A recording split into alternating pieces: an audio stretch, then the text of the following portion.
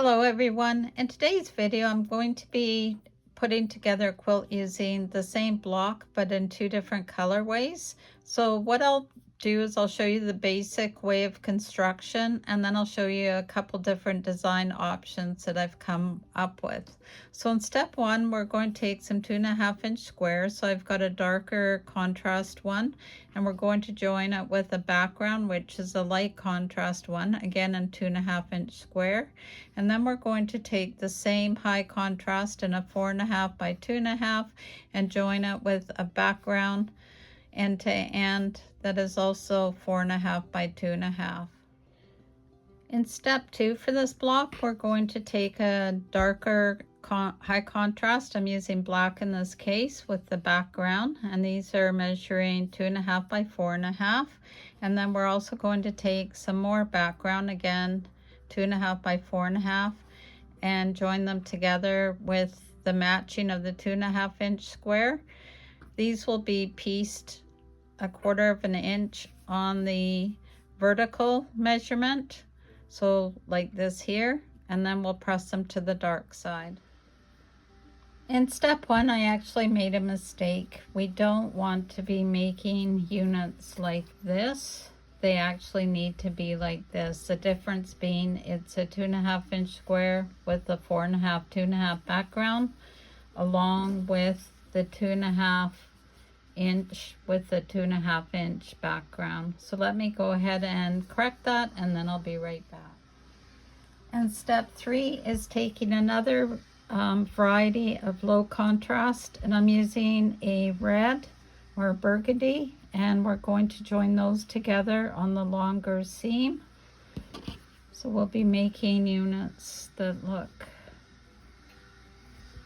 like that, and again 1/4 inch seam, and each one is 2.5 by 4.5. Taking the unit that has the darker, the black in my case, we're going to add another background to the left hand side with a 1/4 inch seam. So this unit will end up being 4.5 inches by 6.5, unfinished size. I did press the seam to the light side on this. It'll just help with some nesting once we construct the block. So moving that aside, we'll now take this unit, and you want to have the dark side on the upper, and then we're going to take another one of the backgrounds and join it on the left hand side. So we have this one where it's like this, and we're basically flipping it around but still stitching on the same edge. And again, this will be 6.5 inches unfinished. And now taking this unit where we had the darker red, we're going to add the background fabric against the red. And if you want to take a look, you can turn it this way. So 1/4 inch seam, and it should measure 6.5 by 4.5. Taking the 2.5 squares that we joined together, we're going to add a background to the right hand side. So when this unit is pieced together, it should measure 4.5 inches unfinished. Now we can start joining some of these subunits together. So we're going to take the one with the 2.5-inch darker square that was joined with the potato chip, and then piece it together with the one that had the red in the center. Because I pressed these both to the dark side, we will be able to get a nice nest going and locking that seam in.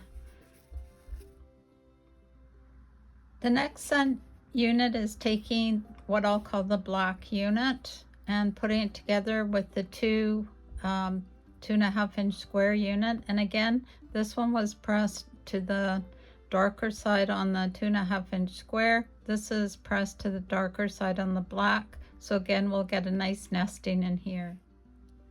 And now we're going to join these two units together. So this is the one with the darker background, and this is the larger unit now with the red. Once this is joined together, it will measure 6.5 by 10.5. And again, because I've pressed to the dark side here and to the light side here, I will be able to nest these together.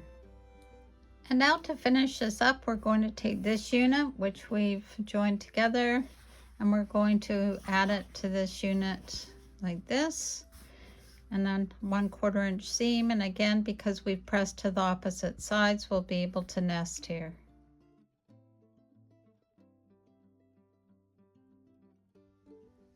For the darker blocks, I decided to go with these colors. I don't have enough of each of the green to make it all the same.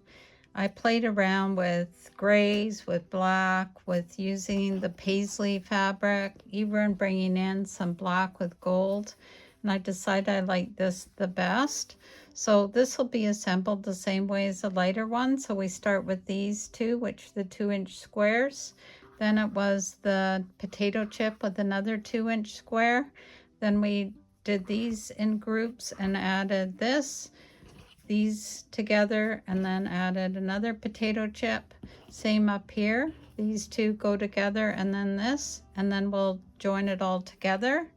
So I'll show you once this is all done, and then we can play around on the design wall. So before I start laying this out, I just want to show you the two blocks. So we have this one, and then we now have this one. So let me take you through a couple of my design ideas. These are just stuck on the design wall, so they're not stitched together. Each square, now that they are done, on tip to tip are 15 inches, or if you have them square on, then they're a 10-inch square. So this was my first thought, just using 8 blocks and finish it with cornerstones and triangles just to make a cute lap size blanket of some sort. And then I thought, well, let's explore some other options. And then I thought we could do kind of a spinning heart type of idea, and then expand the blocks out on either side and then square it all up, and then you'd have a really large quilt. But then I was thinking, well, what do I donate most of these for? Well, most of the recipients are people that are in wheelchairs, or they just need something to keep their feet warm, or their babies. This is more of a senior type colorway, so I decided to go with another format. So let me rearrange it and I'll show you what I came up with. So here's the layout that I've come up with. It's going to be 40-40, and then I'll probably throw a couple borders on it, just upsize it. You could actually add extra borders on top and bottom to make it more of a vertical. So let me sew this together and then I'll show you the final outcome. So here it is, all done. I hope you like this layout and this block idea. If you have any questions, please shoot me an email at sewwithdebee@gmail.com. Don't forget to check out my website, because this pattern will be free and uploaded on my new website, www.sewwithdebee.com. So until next time, have a great day and take care of yourself. Bye for now.